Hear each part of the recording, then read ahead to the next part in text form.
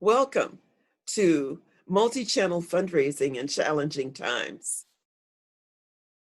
Your presenters today are myself, Dr. Johnny McKinley, Principal Consultant with Johnny McKinley Associates, Jonathan McKinley, Vice President of Johnny McKinley Associates, and David Yeworth, Principal with Catalyst Strategies, LLC. What's true today is that the nonprofit world is facing unprecedented and challenging times as the COVID-19 or coronavirus spreads around the globe. Fundraising events are being canceled because of compliance with health guidelines, and fundraising options seem to be drying up or narrowing. What we want to do in this webinar is to explore how the fundraising world has changed, but also share with you some strategies that can help you keep revenues flowing while the world is grappling with these challenging times. We'll take a deep dive in introducing you to the hows and the whys of a multi-channel approach to fundraising and introduce you to some of those approaches that can help fundraising revenues keep flowing. Our goal is to help you evaluate the fundraising tools and strategies in your toolbox as you build a multi-channel approach to fundraising success. A little bit about Johnny McKinley Associates.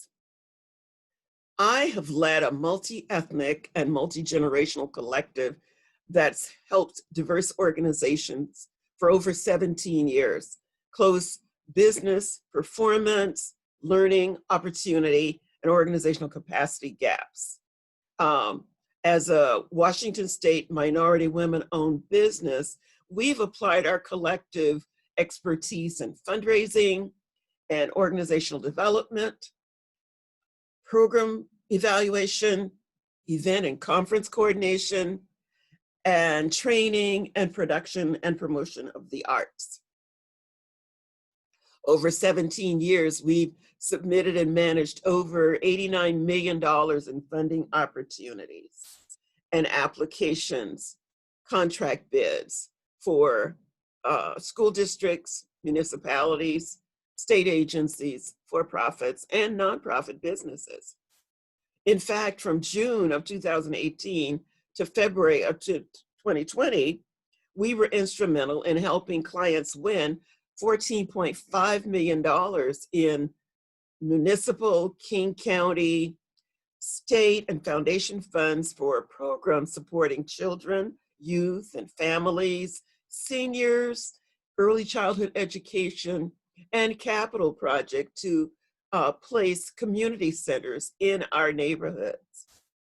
So that's enough about us. The lay of the land now with COVID-19. Things are different. There's uncertainty everywhere.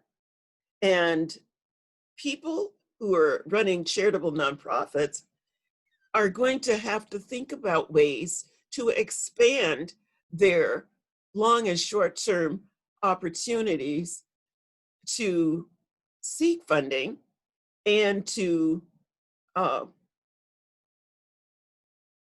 win the donations of people who have an interest in what they do. It seems, though, that these are some uneasy times from the fundraising perspective. Statistics show us, though, that philanthropic giving has continued to grow every year since 2014. Americans are giving more and more. The number of non-donor households in the US, though, has also been growing. So charitable organizations have to be really smart about how they reach out to people who are interested in supporting their mission. They're vocal advocates for their missions in the community. They're still active. They're working despite limited resources. And there are higher demands on them to provide services in the communities. This challenge of finding the donors who are willing and inclined to give and motivating those donors to contribute is a primary goal right now for nonprofits. The demographics tell us, though, that people are changing, donors are changing. There's growth all around, 4.1% in 2019 alone, the 6th year of growth, as a matter of fact. Demographics tells that corporate giving is there, steady. We also know that web browsing and mobile-based giving have taken on a dominance that we had not seen before. And that is something that we need to be aware of and take advantage of as we're developing fundraising strategies in the coming years. If you look at this slide, you can see that on the left-hand side, 5 years ago, there's this lone envelope there representing email and postal service. We used to gather names and addresses and emails, send the invites out, the email information out, and we collect donations that way.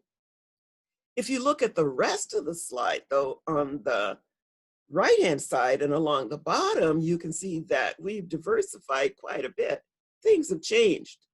People are gathering names and emails, but they're also posting likes, and they're following, and they're sending retweets, they're sharing, they're sending SMS phone messages, they are pinning.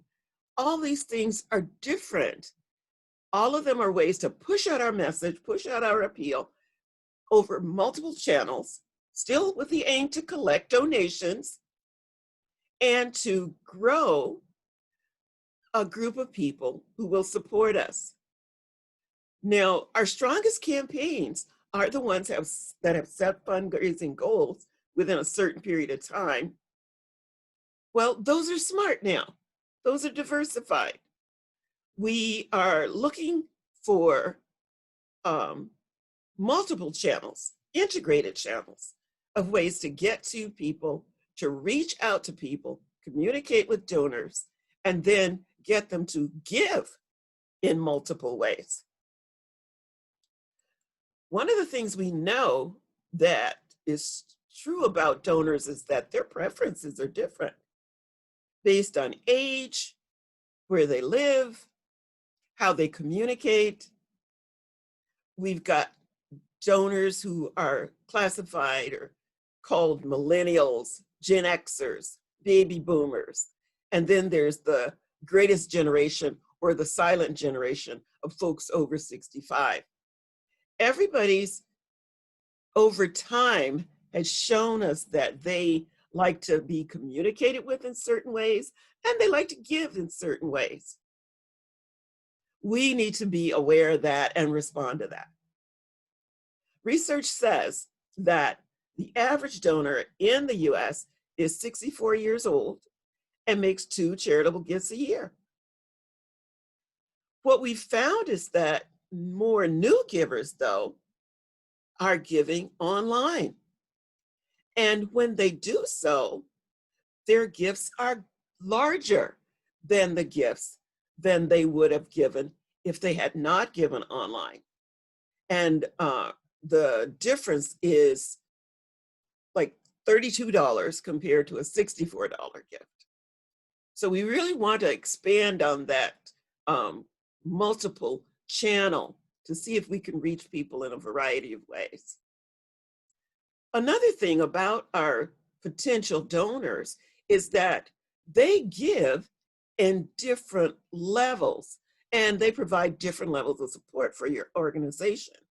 Now, the triangle that you see here is widest at the bottom, and it contains the most of your donors.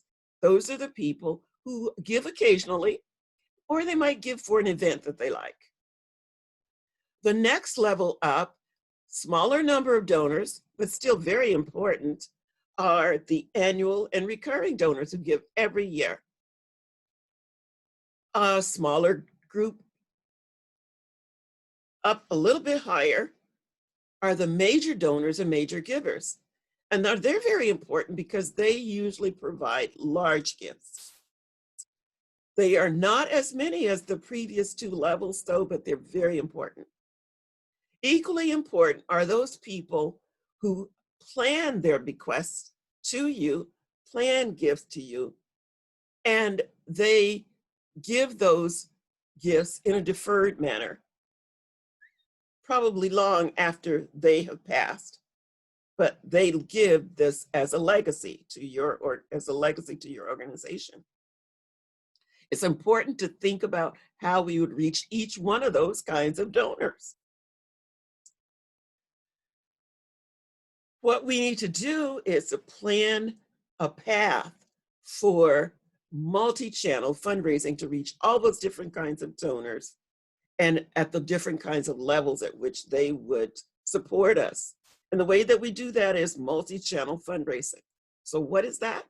It means that you cultivate donors through more than one method, and principally through the 12 that we show in this slide.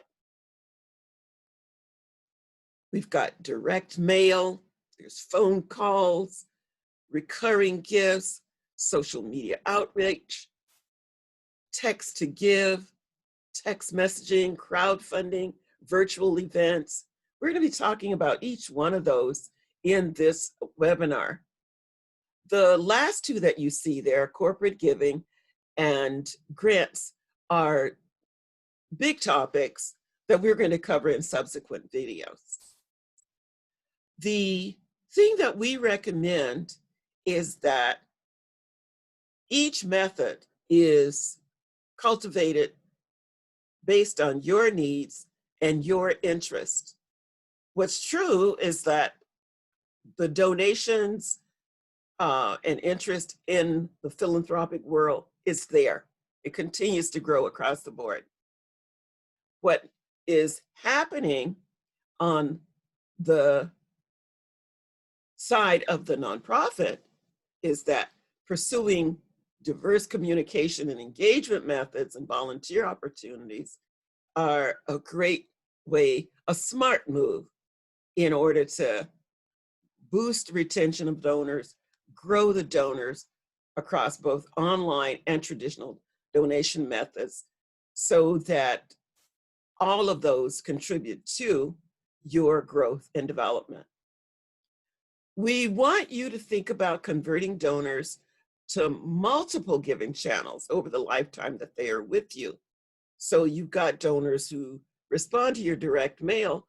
We're hoping that they would also respond to a virtual campaign or that they would respond to a social media outreach plan. What we want to do in this webinar is to share with you the hows and whys of doing that with these folks who are potential donors. And we're going to help you get started with planning, giving you the hows and the whys of each one of the 10 channels that we're going to be discussing. Now, what I want you to do as we get started is I want you to take a quick personal survey. Now, in the survey, continuing to look at this slide, I want you to think about which one of these channels you have used already.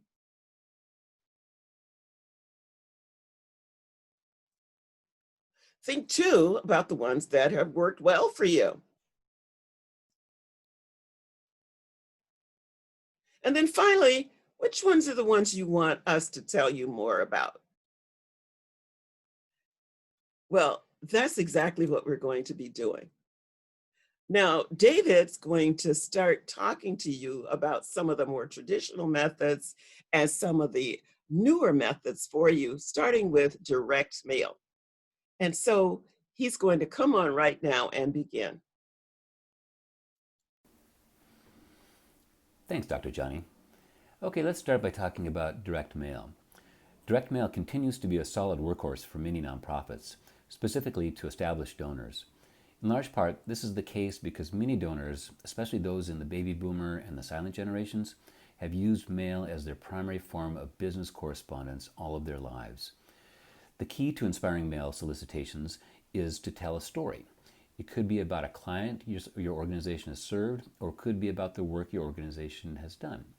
Either way, the story should state the problem or goal that you're working on, as well as the resolution or outcome that you're hoping to achieve. Similarly, the message should convey a sense of urgency.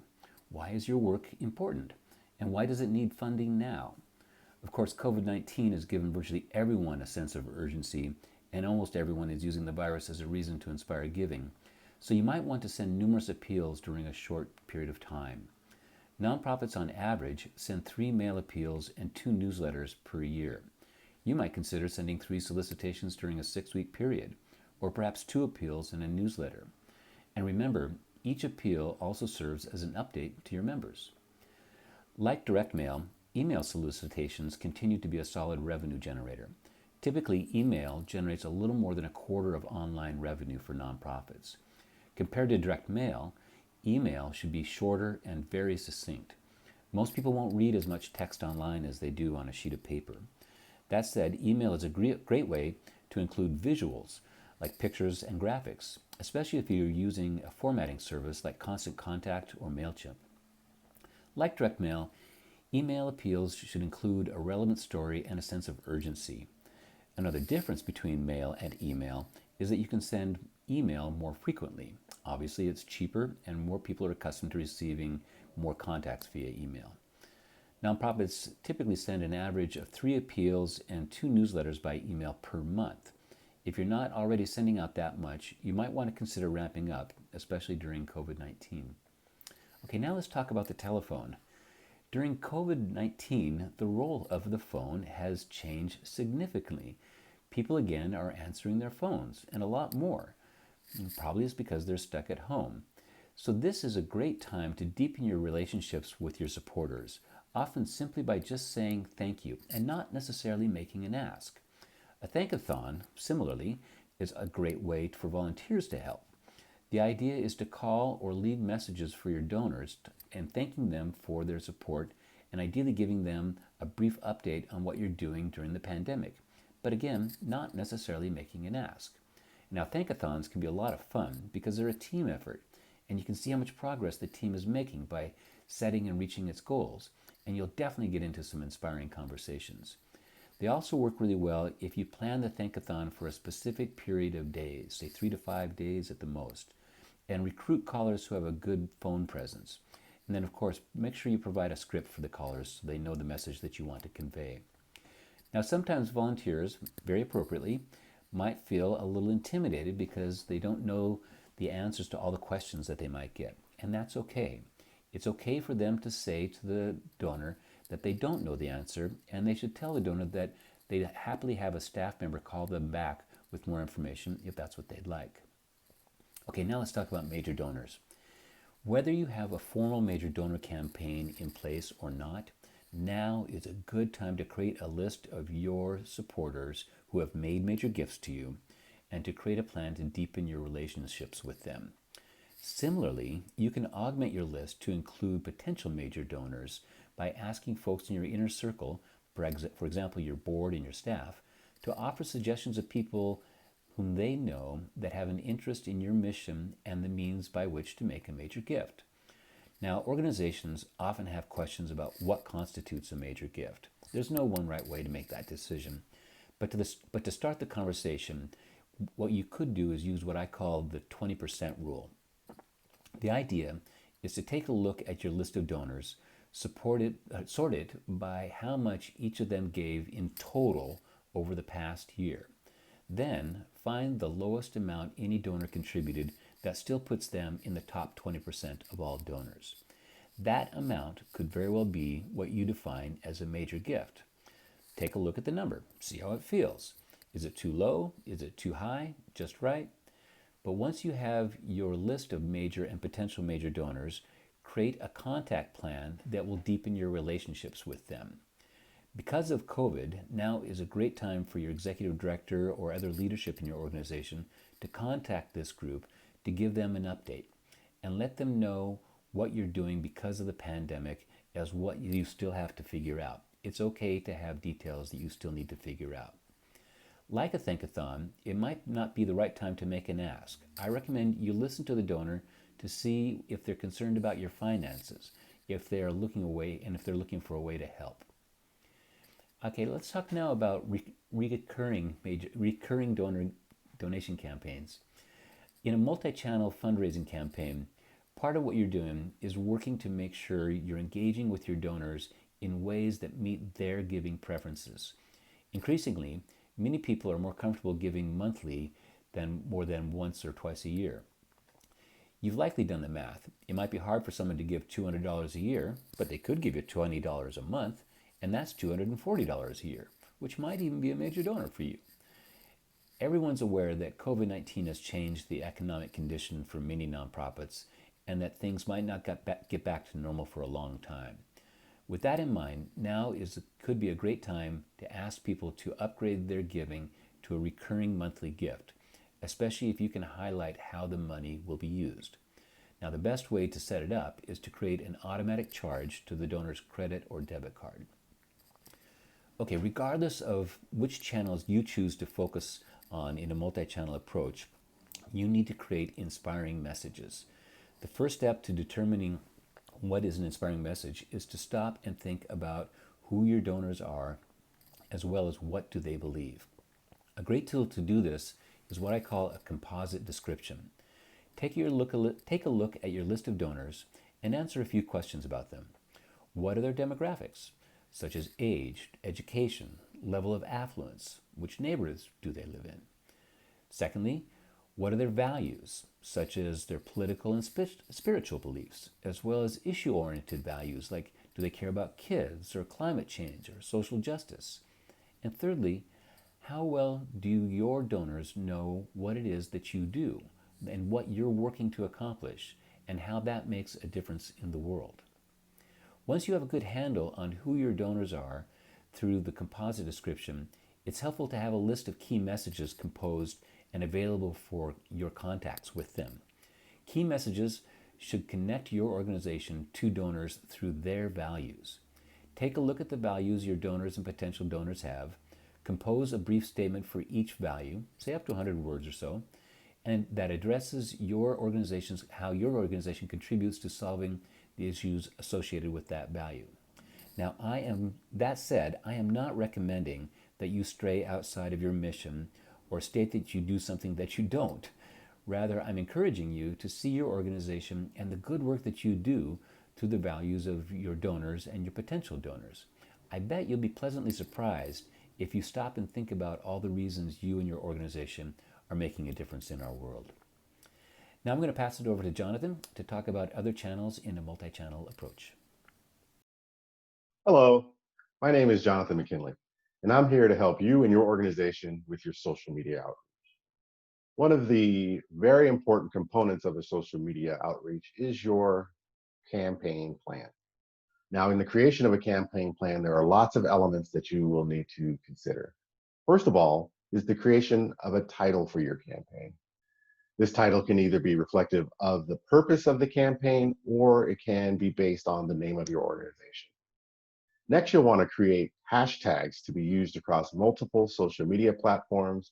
These should include keywords based on either the title of the campaign or the name of your organization. You'll want to decide how long this campaign should run. You'll want to draft a content plan as well as a schedule for when content will be added online.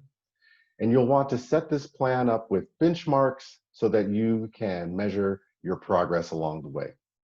Next, you'll want to assign a team member who will be solely responsible for the different aspects of the campaign. This team member should consider using a social media management tool to schedule posts ahead of time, as well as to track the performance of different hashtags. There are many performance tools available, such as HubSpot, Hootsuite, and Keyhole, while I recommend Hootsuite. Next, you'll want to decide if you want your campaign to be based on an independent landing page, or if you would like to use a dedicated page on your existing website.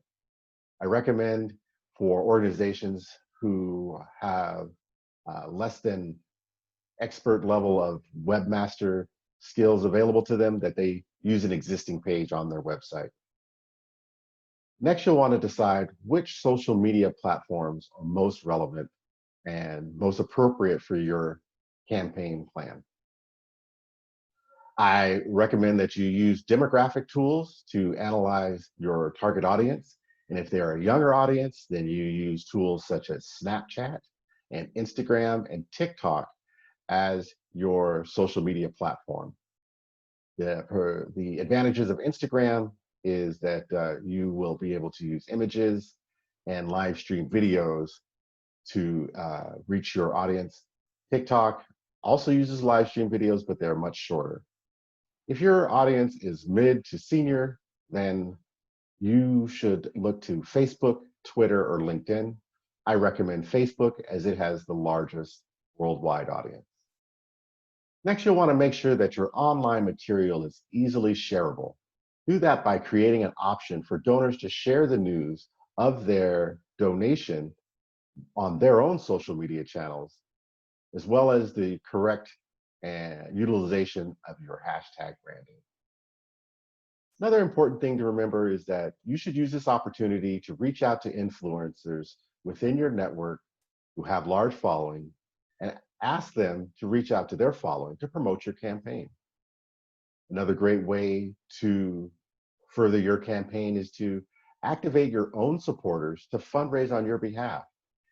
This can be done either through the creation of, say, a viral video challenge, or even as simple as a peer-to-peer campaign where you give your donors templates that they then fill out for your campaign, post on their social media platform of choice, and then the donations will be collected on your behalf.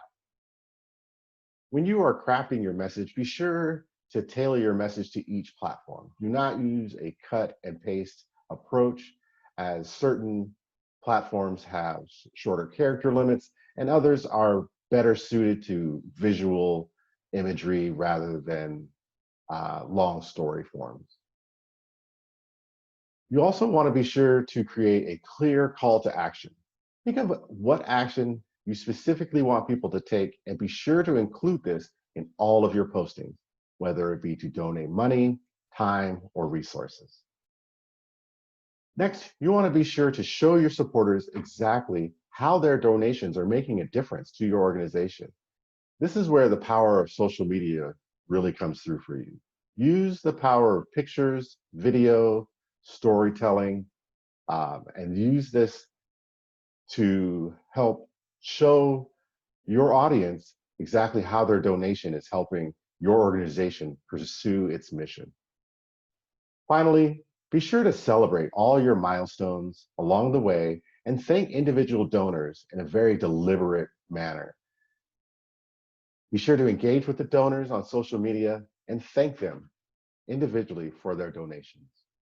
Now we're going to discuss text messaging-based fundraising, also known as text to give. These platforms have been around for quite some time, though earlier editions of this were only available through cell phone carriers. Now, however, there are plenty of online platforms to give you the text to give functionality. One I'd like to start with is called Snowball. The features of Snowball are that they offer complete fundraising software, and they also allow you to run fundraising events through their tool. Next is OneCause. OneCause has the added benefit of giving you a keyword generator, which is very helpful when you are trying to promote your event. It also allows you to generate automated receipts and allows you to collect donor information. Next, we have QGive. Now, QGive allows you to have unlimited customizable donation form as well as no limits on the donation amounts. Next is mGive. Now, mGive has a relationship with wireless carriers and allows you to bill directly to the wireless carrier's cell phone bill, thereby allowing your donors to not have to give out their credit card information. Connect to Give offers the same type of functionality. Both of these programs have preset donation limits of $5, $10, and $25. My recommendation is Give Lively. Give Lively is a philanthropic funded social investment initiative, and it offers both peer-to-peer fundraising and event ticketing. This Give Lively is always free, and donors can pay with Apple Pay or Google Pay. Something else to remember when you are doing your text to give campaign is that you want to try to keep your campaign as simple as possible. You're going to be given the option to create custom donate codes, and you want to make those very simple for your donors to remember and to relate to your campaign. You'll want to be sure to integrate your donate codes into all of your other marketing campaigns. So put this on your social media channels, put this in your press releases. You should also put this in the email signature of all the board members so that you can spread the word of your campaign. Also, don't forget to follow up and send thank you notes via social media to all donors. Be sure to also respond to the text to give campaign donors with a text message thank you.